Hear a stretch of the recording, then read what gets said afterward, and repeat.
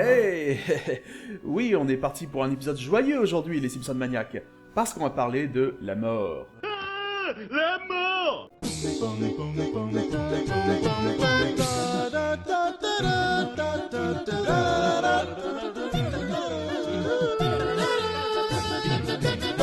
Quel adepte des Simpsons à l'époque du Tracy Ullman Show aurait pu soupçonner en voyant ces petits courts-métrages que les Simpsons soient capables de nous émouvoir avec des thèmes sérieux, voire tragiques.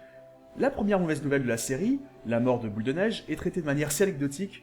Pourtant, dès la première saison, on peut constater qu'une des forces de la série, notamment parce que beaucoup de scénaristes travaillent dessus, c'est sa grande variété de tons.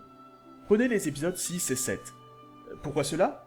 Parce qu'on a coup sur coup un épisode finalement assez sérieux sur Lisa en dépression, et un épisode totalement farfelu comme l'abominable homme des bois. Donc, dès les premiers temps, les Simpsons nous disent clairement « Vous ne saurez jamais à quoi vous attendre ». Quitte à désorienter un peu le spectateur, mais il faut voir ça aussi comme une marque d'estime pour lui, on ne peut pas toujours lui servir la même soupe fadasse. Et quand on y regarde de près, les deux premières saisons, finalement, étaient assez graves dans leur traitement des ennuis de la famille. Mais regardez la liste des épisodes de ces deux saisons, et voyez combien ont vraiment une atmosphère de mélancolie assez lourde. C'est assez sombre, le rythme est plus posé, plus terre-à-terre, bien que tombant occasionnellement dans le gnangnan. Faisons ensuite la comparaison avec une saison plus fofolle, sautons donc une décennie entière et prenons la saison 12. Et comparez donc, même les épisodes se voulant plus graves sont à des années-lumière de la saison 2. Ainsi, un poisson nommé Fugu, le premier épisode ayant la mort comme sujet central, est aujourd'hui considéré comme un tournant pour la série. Plus que la mort en elle-même, cet épisode aborde la manière dont Homer y fait face, songe à la finalité de son existence, et avec Marge cache la vérité à ses enfants. Comme si la série, après avoir été enfant lors des courts-métrages, adolescente dans la saison 1, passait soudainement à l'âge adulte, osait des sujets plus matures, profonds, bien qu'utilisant l'humour pour dédramatiser. Ça permet aussi de découvrir un attachement à Homer qu'on n'aurait pas forcément soupçonné avant. Je note que dans les commentaires audio, le staff dit « On ne sait pas pourquoi il survit ». Mais pour être parfaitement honnête avec vous, quand j'étais môme, je pensais qu'il avait survécu parce qu'avant de mourir, il avait écouté la Bible. Du haut de mes 8 ans, je m'étais fait ma petite sauce pour expliquer l'inexpliqué selon les scénaristes. Ça aurait pourtant eu du sens, car bien qu'allant à l'église, Homer est plutôt un mécréant. Mais l'explication la plus banale est qu'à quelques exceptions près dans la série, toute situation, aussi rocambolesque soit-elle, doit être réglée. Dans 99% des cas, on revient au statu quo en fin d'épisode. Le statu quo? Ay caramba! Homer ne mourra pas plus du Fugu que de ses très nombreux accidents ou ses diverses crises cardiaques. Alors certes, on peut se permettre de tuer des personnages, mais secondaires, voire tertiaires. Le premier épisode qui parle vraiment du deuil d'un personnage et qui reste mort, c'est donc Un amour de grand-père, lorsque ce dernier perd son ami Béa. Mais Béa, on a guère appris à la connaître, de son vivant, elle n'aura qu'une scène et un montage. En plus, l'épisode se focalise bien vite sur ce qu'Abraham fera de son argent, plus que de la perte de son ami. La mort prend déjà une part plus importante de Salut l'artiste, avec la mort de Murphy gencive sanglante. Et la mort de ce dernier, qui est-ce qui trinque? Ben c'est Lisa, bien évidemment. Bah oui, parce que les autres Simpsons ne l'ont pas vraiment connu, et le spectateur n'a pas pu s'attacher vraiment à ce personnage qui n'avait eu qu'un vrai rôle jusqu'ici que dans Saint Lisa Blues. Seule Lisa souffre vraiment, car les scénaristes ne sont jamais à candider quand il s'agit de faire souffrir psychologiquement cette pauvre petite fille. Elle perd son modèle, son influence, et quand on voit la gueule de l'autre influence... Cela permettra quand même, avec les inévitables touches d'humour simpsonien, d'entendre divers personnages ayant chacun leur propre vision de la mort. 5 ans plus tard, le traitement de la mort de Maud notamment, et sa mort en elle-même en fait, sera assez différent. Déjà, la promotion de l'épisode. Un jour, le staff a parlé de la promo pour Adieu Maud qu'ils ont estimé comme plutôt ratée. J'ai cherché les spots TV d'époque de la chaîne Fox, mais sans succès. Alors, je les ai recréés moi-même tels qu'ils les ont racontés. Dimanche soir, dans les Simpsons, un personnage important va mourir. Mais qui sera-t-il ? Est-ce que ce sera Marge Simpson, Bart Simpson, Maud Flanders, Homer Simpson? Vous le saurez en regardant les Simpsons, Adieu Maud, dimanche soir 20h sur la Fox. J'exagère un peu, mais je reprécise que si on en croit le staff, c'était quand même vraiment ce genre-là. Alors, certes, contrairement à celle de Marvin Monroe par exemple, qui était censé être mort, mais qui reviendra dans la saison 15 pour dire qu'il a juste été gravement malade, Murphy est resté mort. Mais ça n'aura guère d'importance pour la série finalement, on y fera peu allusion. La mort de Maud, en revanche, et ce sera une première, aura un impact sur la série. Un impact surtout, eh bien, pour celui qui reste finalement. Une crise de Ned n'avait pas suffi, c'est à Ned qu'arrivent certaines des pires choses. Outre le fait que, comme les scénaristes l'expriment par la bouche de Lovejoy à l'enterrement, Maud n'ait jamais tenu un rôle si important dans la série, comme dans la grande majorité des fictions qui traitent de la mort, c'est pas forcément que tel personnage soit mort qui émeut le spectateur, c'est que son proche toujours en vie doive apprendre à vivre avec.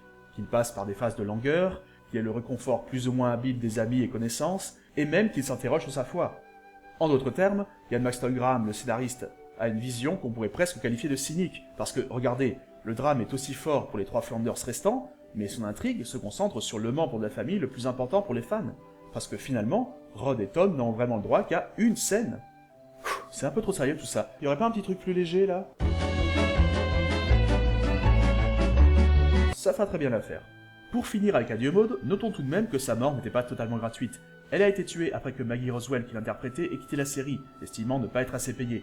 Plutôt que de la remplacer, ils ont tué un de ses personnages, oui car il en a plusieurs. Elle est depuis revenue sur sa décision et dans la série, mais il était trop tard. Ça devait être une décision connue assez tôt dans la production de la saison 11, cela dit, dans la mesure où on y fera référence dans la même saison, dans Folie Homérique. Sinon, un deuil qui touche toute la famille Simpson? Naturellement, on pense à Mona de l'au-delà, un épisode qui fait écho à la mort de la mère de Dan Castellaneta. Et un épisode qui, soit dit en passant, est le dernier à avoir réussi à un peu m'émouvoir, et à 2 reprises. Sans doute parce que la scène où Homer trouve sa mère est simple et ne tente pas d'en faire trop.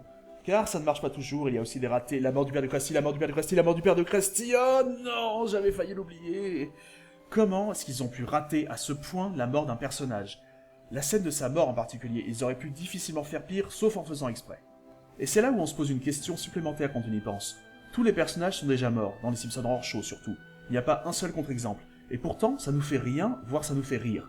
Quelle est la différence entre un épisode qui parvient à titiller notre corps sensible et ça? Eh bien, le traitement.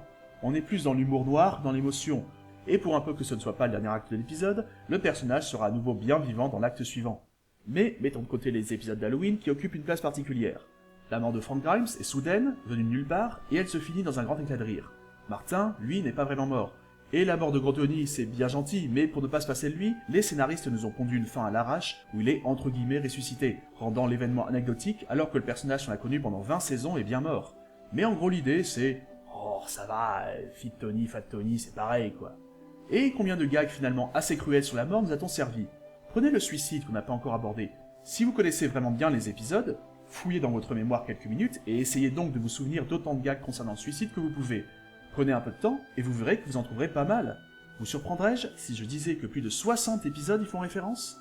Et paradoxalement, derrière, il y a eu des petits coups de frilosité de la part du staff.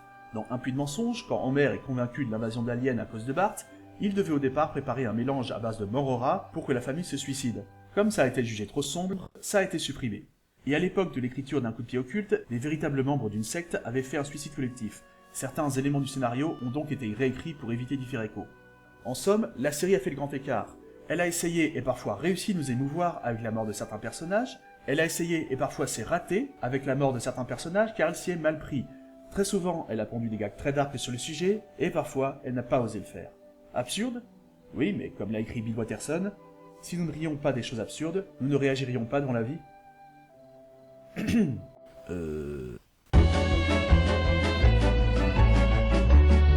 Voilà, après ce numéro placé sous le signe de la gaieté, je vais vous laisser les loulous. La prochaine fois, on se retrouvera pour, comme promis dans le premier épisode sur le Tracy Ullman Show, parler du développement de la première saison de la série. Bye!